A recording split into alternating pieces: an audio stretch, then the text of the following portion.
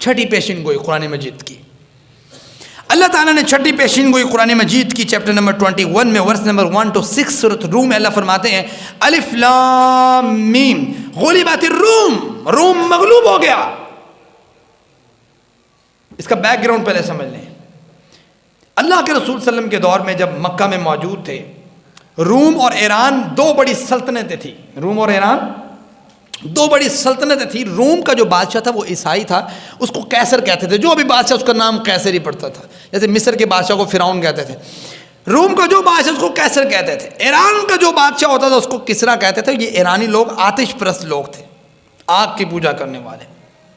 ہوا کچھ یوں کہ 625 عیسوی میں 615 عیسوی میں ایران نے روم پہ حملہ کر دیا. ایران والے تھے آتش پرست لوگ، یعنی اہل کتاب نہیں تھے. ایران نے روم پہ حملہ کیا. روم کے شام، فلسطین کا علاقہ، بڑے بڑے علاقے جہاں پہ عیسائیوں، یہ عیسائی لوگ تھے نا روم والے، ان کے جہاں بڑے بڑے چیزیں پڑی ہوتی تھی سب تباہ کر دی انہوں نے. روم ایسا مغلوب ہوا کہ اب کوئی آثار نظر نہیں آتے تھے کہ یہ غالب آئے گا دوبارہ. اب جو مشرکین مکہ تھے یہ طعن کرنے لگے مسلمانوں پہ. دیکھا تم بھی کہتے ہو کہ ہم اہل کتاب ہیں، ہم کہتے ہیں ہم مشرکین ہیں، ہم نے کچھ نہیں کیا، ہم اہل کتاب نہیں ہیں. جس طرح ایرانی جو اہل کتاب نہیں تھے وہ اہل کتاب پہ غالب آ گئے، اسی طرح ایک دن ہم بھی تم پہ غالب آ جائیں گے، تم یہ کام نہ کرو. اللہ تعالیٰ نے سورۃ روم نازل کی. اللہ تعالیٰ نے کہا الف لام میم غلبت الروم، روم مغلوب ہو گیا فی ادن الارض، قریبی زمین پر. شام اور فلسطین قریب پڑتے ہیں. وَهُمْ مِنْ بَعْدِ غَلَبِهِمْ سَيَغْلِبُونَ، اس کے مغلوب ہو جانے کے بعد ان قریب وہ غالب آئے گا. روم فی بضع سنین، ساتھ اللہ تعالیٰ نے بتا دیا چند سالوں میں. بضع کا لفظ عربی میں 3 سے 9 سال کے لیے بولا جاتا ہے.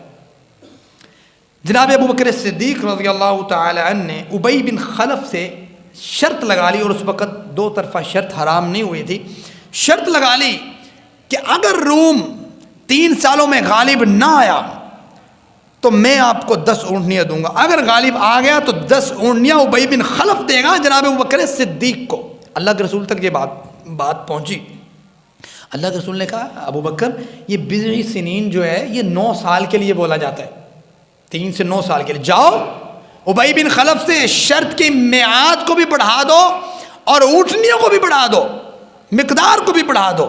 جناب ابو بکر صدیق نے کہا 9 سال کی شرط ہے، 100 اونٹنیاں میں دوں گا اگر روم غالب نہ آیا، نہیں تو 100 اونٹنیاں آپ دیں گے اگر روم غالب آ گیا. 9 سال میں انہوں نے کہا کہاں غالب آنا ہے، روم کے پاس تو ہے ہی کچھ نہیں اس وقت.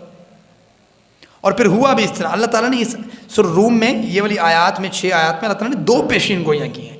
اللہ تعالیٰ نے کہا ہے ایک طرف یہ غالب آ رہا ہوگا روم، دوسری طرف فرمایا وَيَوْمَئِذٍ، اور یہ وہ دن ہوگا یفرح المومنون، جب مومن بھی خوش ہو رہے ہوں گے، مطلب خوشی منا رہے ہوں گے.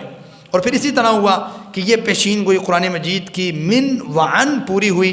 آپ تاریخ کو پڑھیے گا، موجود ہے اس میں کہ اللہ تعالیٰ نے جس طرح 615 عیسوی میں روم پہ یہ غالب آ گئے تھے، اللہ تعالیٰ نے 622 عیسوی میں ٹھیک 7 سال بعد دوبارہ روم سے حملہ کروایا ایران پہ. کرتے کرتے 624 عیسوی کا سال تھا، روم مکمل طور پہ غالب آ گیا ایران پہ. اور یہ وہی سال تھا 624 عیسوی کا 2 ہجری کا سال تھا جب فتح بدر ہوئی تھی، مشرکین مکہ کو بھی شکست ہوئی تھی، ادھر سے روم اہل کتاب والے بھی جیت گئے تھے. اللہ تعالیٰ نے جو پیشین گوئی کی تھی وَيَوْمَئِذٍ يَفْرَحُ الْمُؤْمِنُونَ من وعن پوری ہوئی. مالک نے کہا تھا کیا سنریہم آیاتنا فی الآفاق، ہم لوگوں کو اپنی نشانیاں دکھائیں گے آفاق میں، وفی انفسہم، ان کے اپنے نفسوں میں، حتی یتبین لہم انہ الحق، ان کے لیے یہ بات واضح ہو جائے کہ یہ قرآن کیا ہے، اللہ کی جانب سے حق ہے.